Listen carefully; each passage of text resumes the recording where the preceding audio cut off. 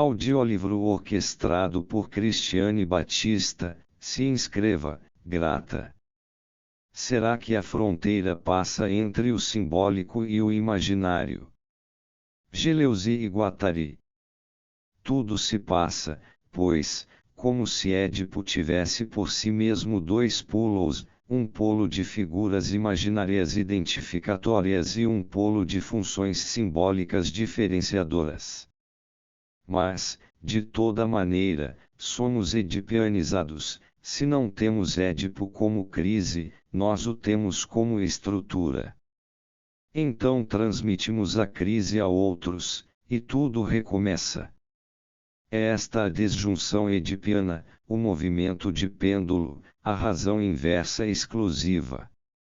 Eis porque, quando nos convidam a ultrapassar uma concepção simplista de Édipo, concepção fundada nas imagens parentais, tendo em vista definir funções simbólicas numa estrutura substituindo-se, assim, o papai e mamãe tradicional por uma função mãe e uma função pai, não vemos muito bem o que se ganha com isso, a não ser fundar a universalidade de Édipo para além da variabilidade das imagens, soldar ainda melhor o desejo à lei e à proibição, e levar ao máximo o processo de edipianização do inconsciente. Estes são os dois extremos de Édipo, seu mínimo e seu máximo, conforme o consideremos como tendente a um valor indiferenciado de suas imagens variáveis, ou à potência de diferenciação de suas funções simbólicas. Quando nos aproximamos da imaginação material, a função diferencial diminui e tendemos às equivalências. Quando nos aproximamos dos elementos formadores, a função diferencial aumenta e tendemos às valências distintivas. Diante disso, não ficamos espantados quando dizem que Édipo como estrutura é a trindade cristã, ao passo que Édipo como crise é a trindade familiar insuficientemente estruturada pela fé, sempre os dois polos em razão inversa, Édipo para sempre, Édipo forever. Quantas interpretações do lacanismo, aberta ou secretamente piedosas, invocaram assim um Édipo estrutural para formar e fechar o duplo impasse, para nos reconduzirem à questão do Pai, para edipianizar até mesmo o esquizo, e mostrar que um buraco no simbólico nos remetia ao imaginário e que, inversamente, as insuficiências ou confusões imaginárias nos remetiam à estrutura. Como um célebre precursor dizia aos seus animais, chega de lenga-lenga. Eis porque, da nossa parte, não podemos impor diferença alguma de natureza, fronteira alguma, limite algum entre o imaginário e o simbólico, entre Édipo crise e Édipo estrutura, ou entre o problema e a solução.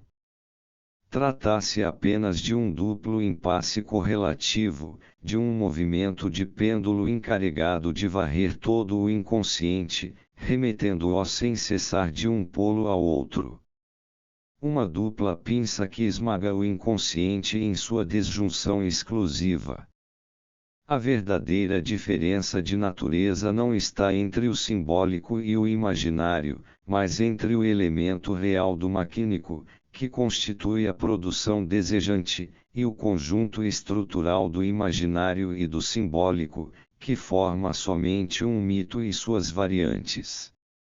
A diferença não está entre dois usos de Édipo, mas entre o uso anedipiano das desjunções inclusivas, ilimitativas, e o uso edipiano das desjunções exclusivas, mesmo que este último uso recorra às vias do imaginário ou aos valores do simbólico.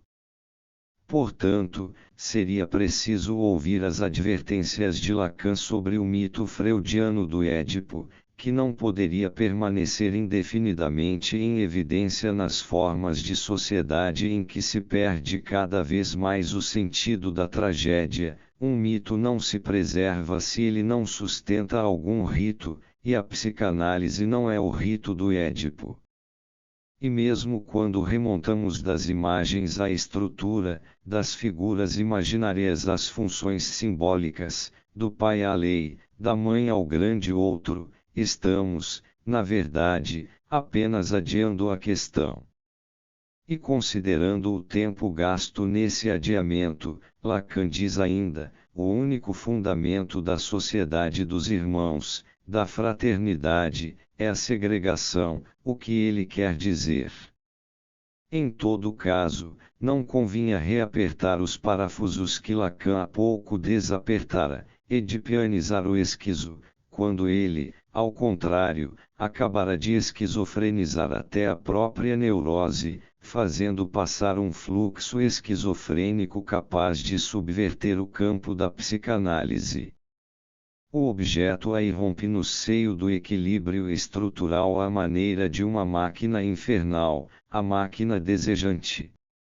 Aparece agora uma segunda geração de discípulos de Lacan cada vez menos sensíveis ao falso problema de Édipo.